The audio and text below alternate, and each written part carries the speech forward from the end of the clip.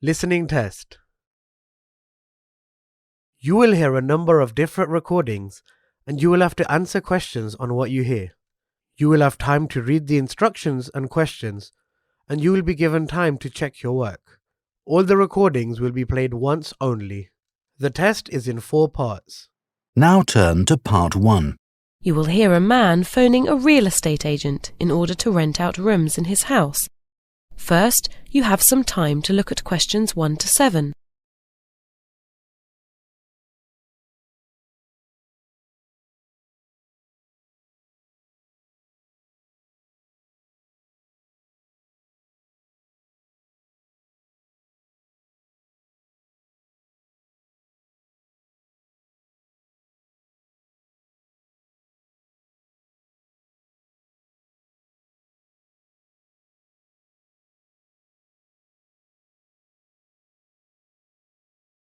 Now listen carefully and answer questions 1 to 7.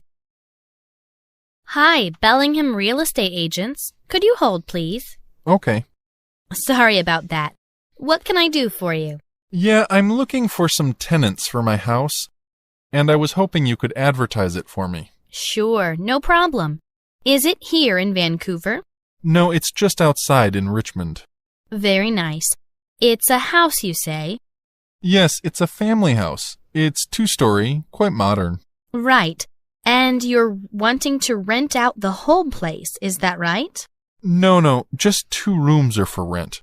That's 2 bedrooms plus the use of the rest of the house. It would really suit a couple of students. Okay. Can you just tell me the address, please? Yeah, sure. It's 3281 Number 1 Road, Richmond. Okay. That's quite a way out. And how much were you thinking of for these rooms? I thought $700 per room would be a pretty fair price. Is that per month? Sure. Okay. You'd get at least 1,000 if you were in Vancouver. Yeah, I know. Any other costs? Just the cleaner who comes once a week. Cleaner, okay. And how much would your tenant have to pay her?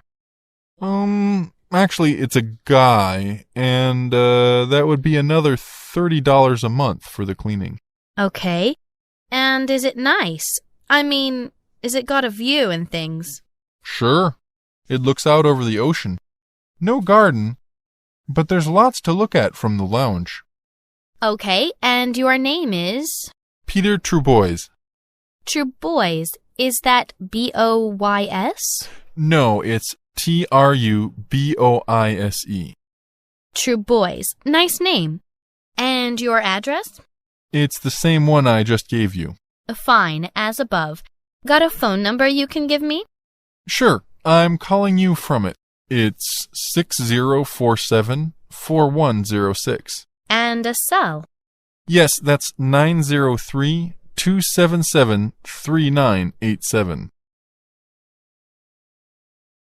Before you hear the rest of the conversation, you have some time to look at questions 8 to 10.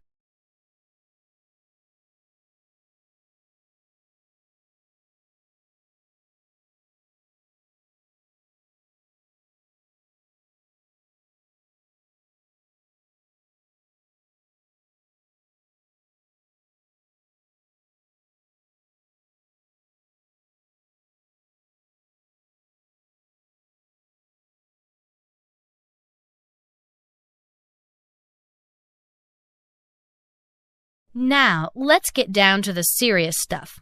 What have you got in the kitchen? A fridge, of course. Yes, a fridge. And there's a dishwasher. Got facilities for washing clothes? Yeah, a washing machine in the basement and a dryer too. Okay. Gas or electric stove? Electric. And in the kitchen there's a microwave as well. Fine. Now, what about the house? Anything worth mentioning? Sure. There's a room for playing ping pong and pool. Great. And how's it heated? It's got central heating, but no fireplace.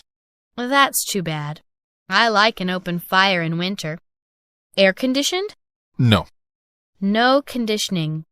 I suppose you've got a TV. Sure. Cable? Afraid not. I've never gotten around to putting it in. Fine. What sort of tenant are you looking for? Students, you said? That's right.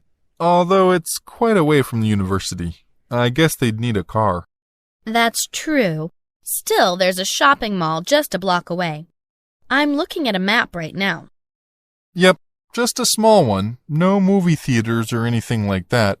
We're right by the beach, though, and that's something. Sure, especially in this weather. I wish I was there myself. Any other entertainment in the area? There's a cocktail lounge on the corner, and a couple of hamburger joints. You'd have to go downtown for a movie, though. Oh, and Boyd Park is only a couple of 100 yards away. Okay, Mr. Trubois, I'll post this up for you, and I hope you have some luck. Thanks. Bye. Bye, and take care. Sure, thanks. That is the end of section 1. You now have half a minute to check your answers.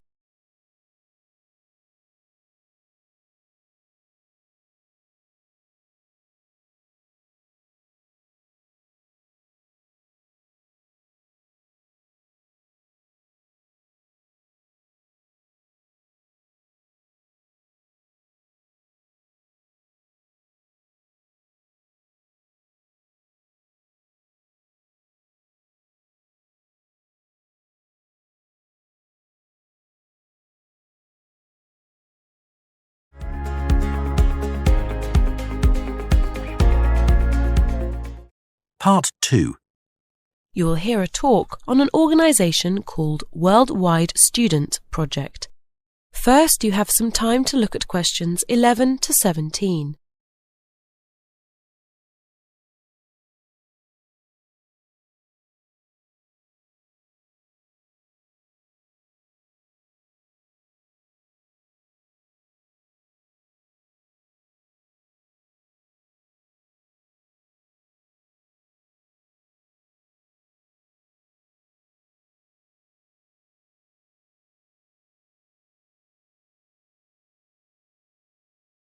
Now listen carefully and answer questions 11 to 17.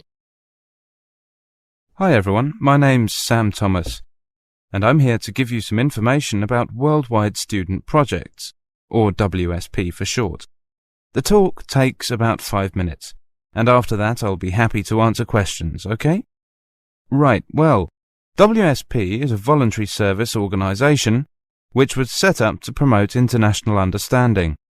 Right now we've got people from 30 different countries working in local communities around the world. So if you're interested in joining them, I'd like to tell you about some of the opportunities that are available. Now, depending on how long you want to be away, there are 3 sorts of projects to choose from. Short-term projects lasting 2 to 3 weeks, medium-term projects lasting between 1 and 6 months, and long-term projects which can be anything up to a year. One of the short-term ones we've got on offer at the moment is in Japan. It's a village improvement project, and the work involves clearing the river banks and planting flowers, things like that. You'd be working alongside local people, so you need a basic knowledge of Japanese for that. The next one to tell you about is a children's holiday centre in Poland. What's required here is basically manual work. You'll be painting rooms, gardening and generally preparing for the children's arrival. It's a medium-term project lasting 6 weeks, and there's comfortable accommodation on site. And now something for the animal lovers amongst you. It's a conservation project for sea turtles in Mexico. Sea turtles are under threat from poachers in that part of the world, so your main job would be collecting and moving the eggs to a safe site. It's a short-term project, and you'd be staying in a local school, but be aware that it has very basic conditions. Don't expect any luxury of satellite TV. Now here's an exciting opportunity in China for any budding architects. This is a long-term project, and placements are for 9 months. You'd be working in an office in Shanghai, involved in planning and design, under supervision of a local architect.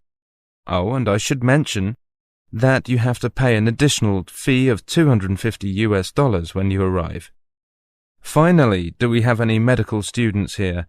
because there's a placement available in a centre for disabled children in India. You'd be providing general medical care and also assisting in the outpatients of department. It's for 6 months, so you can get plenty of experience and also do something worthwhile for disabled children. Before you hear the rest of the talk, you have some time to look at questions 18 to 20.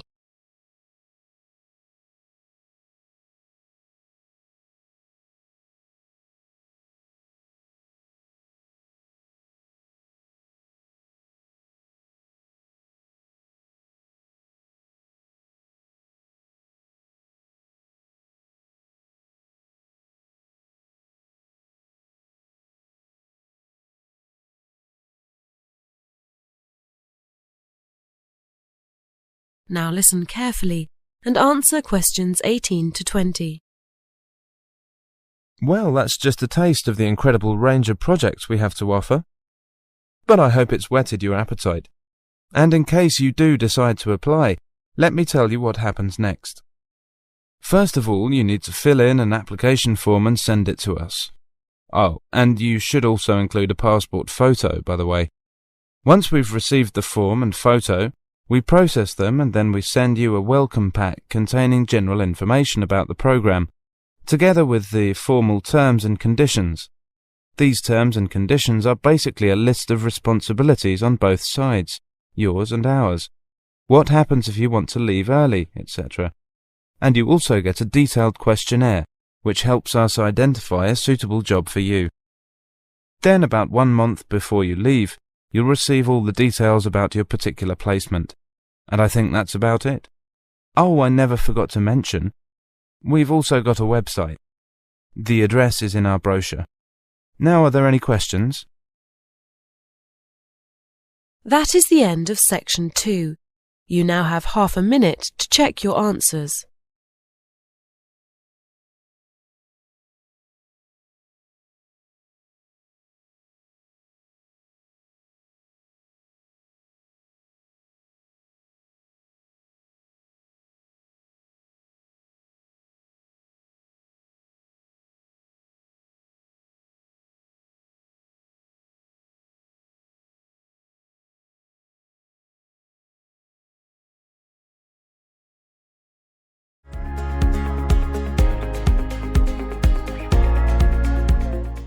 Part 3.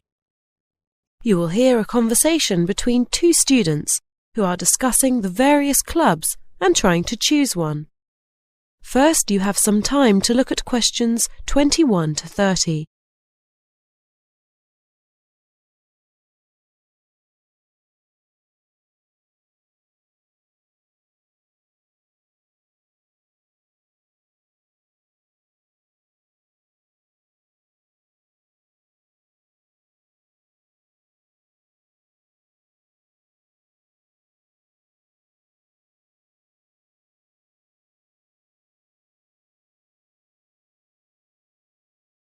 Now listen carefully and answer questions 21 to 30. Decided what you're going to join yet, Sarah? Well, I want to do something connected with media and journalism, but there's such a lot to choose from. Isn't there? Let's look at all the information we've got and we can decide what we want to do later. Right, let's see. There's something here called Grapevine. What is it? It's a student magazine. Apparently it won Magazine of the Year at The Guardian and NUS. I guess that's the National Union of Students Media Awards in 1995. That sounds good. Do they want people to work on it? Oh yes, they want lots of people. It says here they need people to write features, sell advertising, and to proofread articles. Oh, and to take photographs. That's a possibility.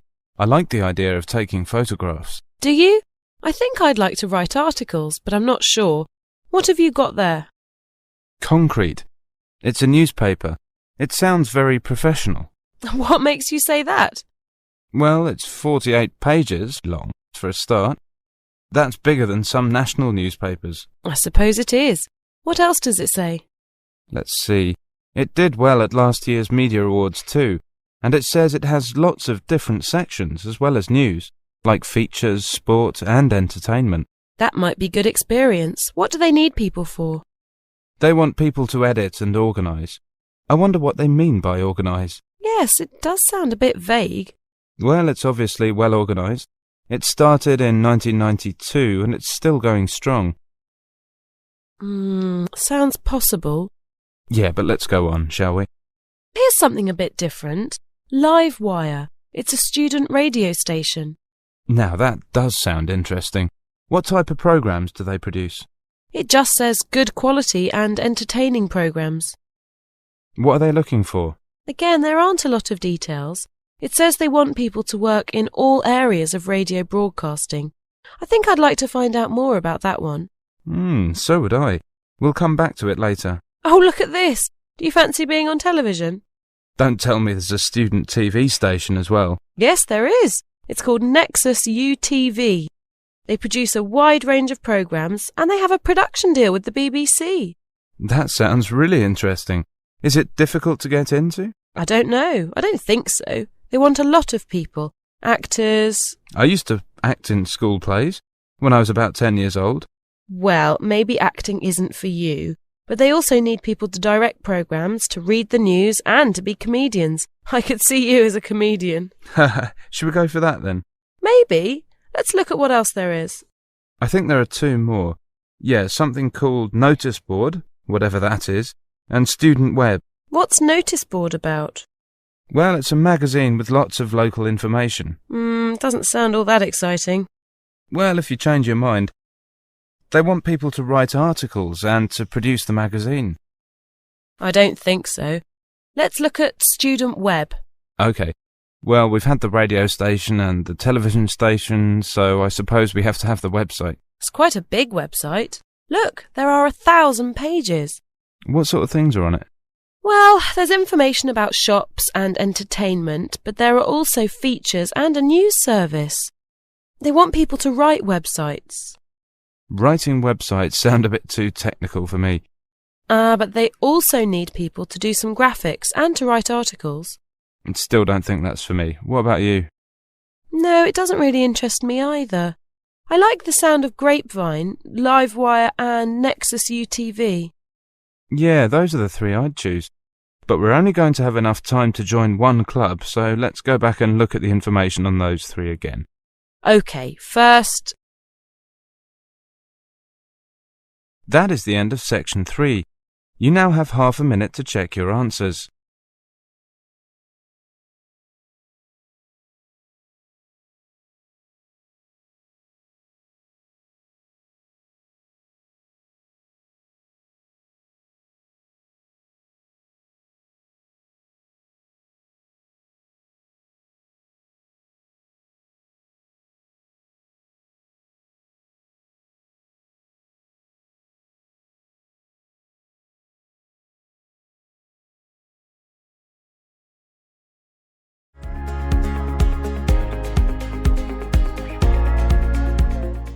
Part 4. You will hear a lecture about tourism. First, you have some time to look at questions 31 to 35.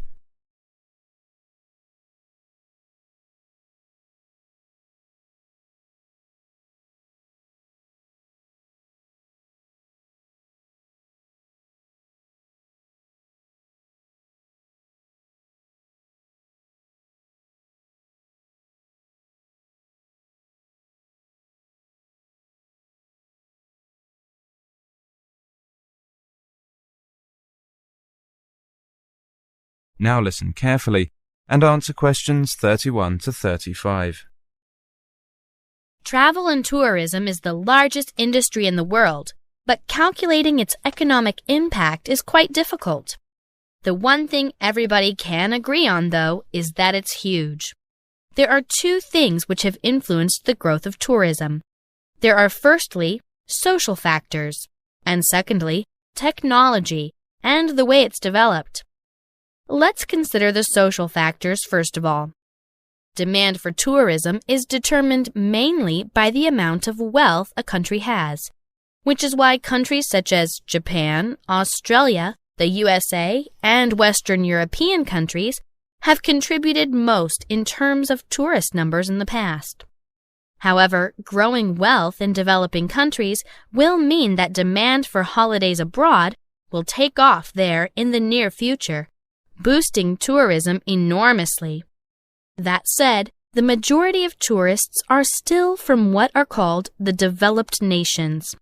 However, studies show that their number will not rise much further in the next few decades because their populations are fairly stable. As a result, there'll be a growth in the number of retired people who will have more time on their hands. This will influence the kind of tourism wanted. Fewer skiing holidays will be required, but there'll be an increase in the number of people wanting to visit art galleries. Before you hear the rest of the lecture, you have some time to look at questions 36 to 40.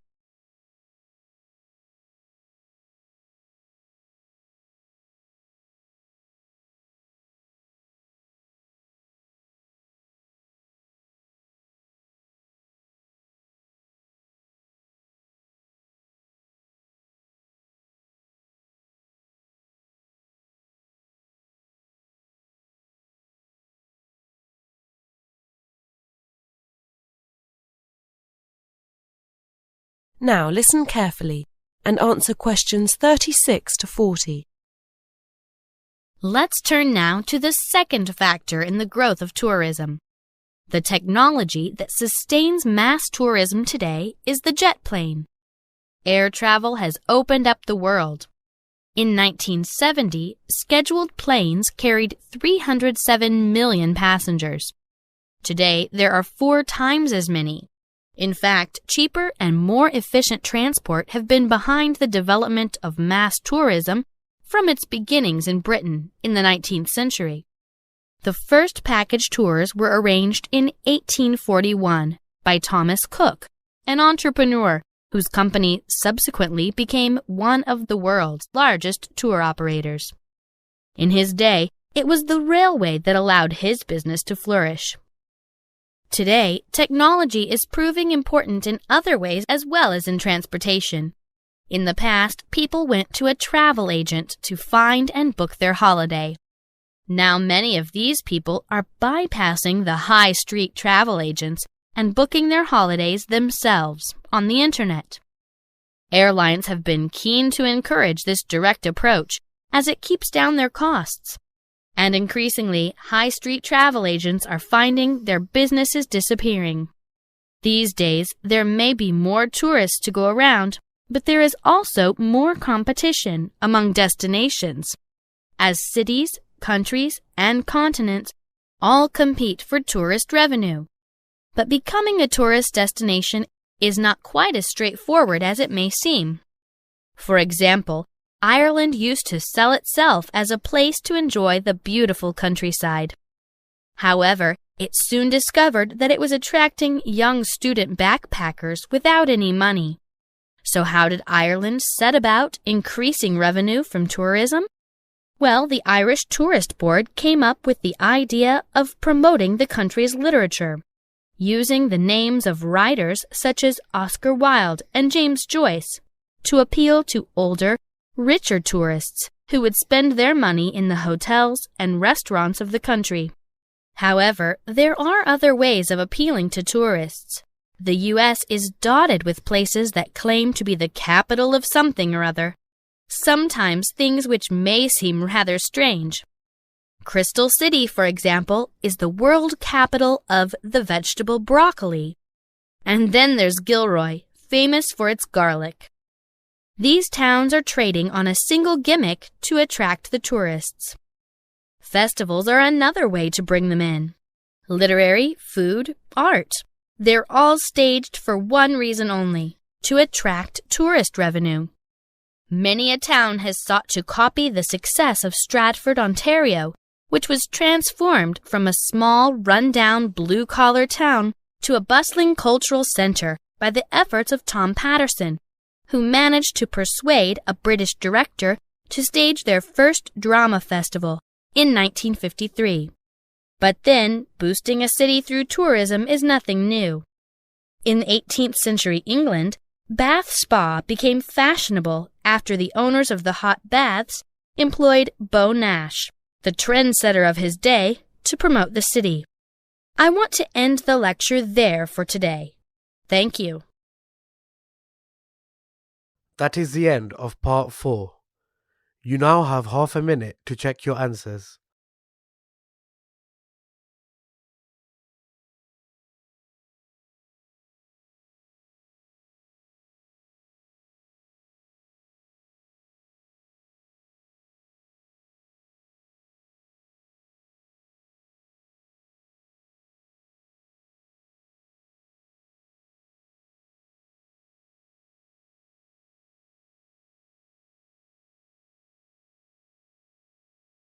That is the end of the listening test.